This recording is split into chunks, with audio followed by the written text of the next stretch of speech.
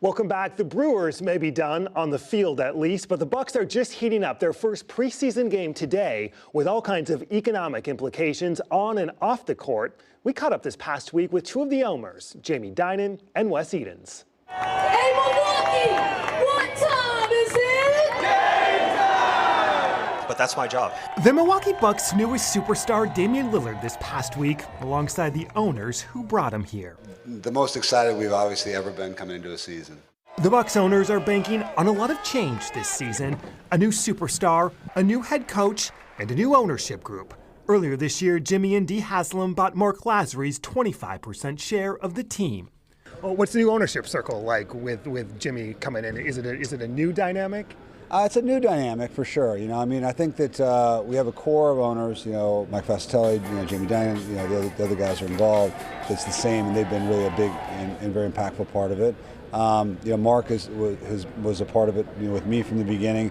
Having him move on, Jimmy come in. Now Jimmy is a tremendously gifted individual. It's really him and his wife Dee. They're a real team, and I can't speak highly enough about what my experience has been with them thus far. And the conversations have been just so straight to the point. We just made a big commitment financially with bringing Damian in here, and it was just not a hard conversation. It was incredibly refreshing and honest and direct, and I'm very happy with it. Build the future!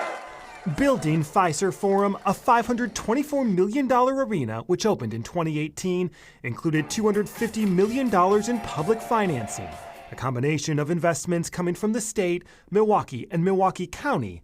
In return, a 30-year commitment from the Bucks to stay in Milwaukee. Big picture, when you look at the economics, obviously for owners the goal is to make money, right? But when you have a good team in a city like Milwaukee, what does that do for the economics not only of the city but for the league?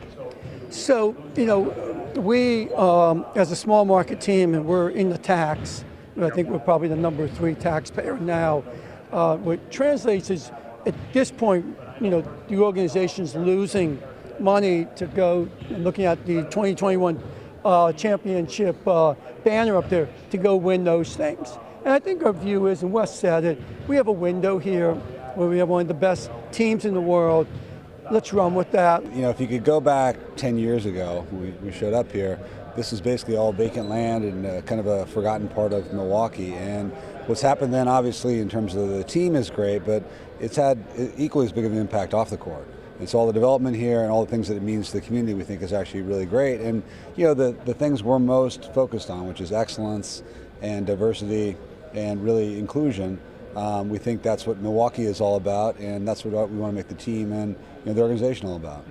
It's not too long to remember the fight to get the arena built, the state money, the taxpayer money input. We see the Brewers going through something similar just in terms of their maintenance. How critical was that to where we are today? It's very critical. We kind of came out of pocket as much as we could, and Senator Cole, I can't say enough good things about him because he really put $100 million of his own money up to do it. And people are like, oh, there must have been some deal. It's like, that's what his commitment was to it. And so we with that and with our own, resources, and then of course, the city and state, it was just enough.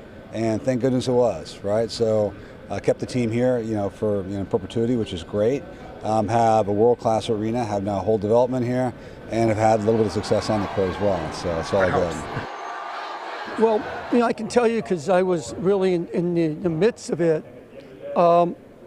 We were required by the NBA when we purchased it from Senator Cole that we had to build a new arena. The Bradley Center was, historic in many ways, but it was historic. It was the second oldest arena, and it was dated.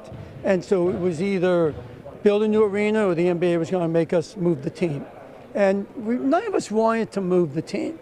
Unfortunately, the economics of a small market team made building arena on your own particularly challenging, which is why we went to the state and to the county.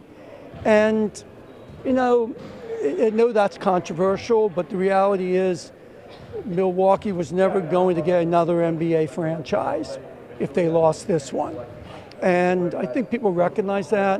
What no one recognized is what we were going to do with it. I mean, we had all the economic models why it made sense for this, for the state, which it does, because but that was on the old business model.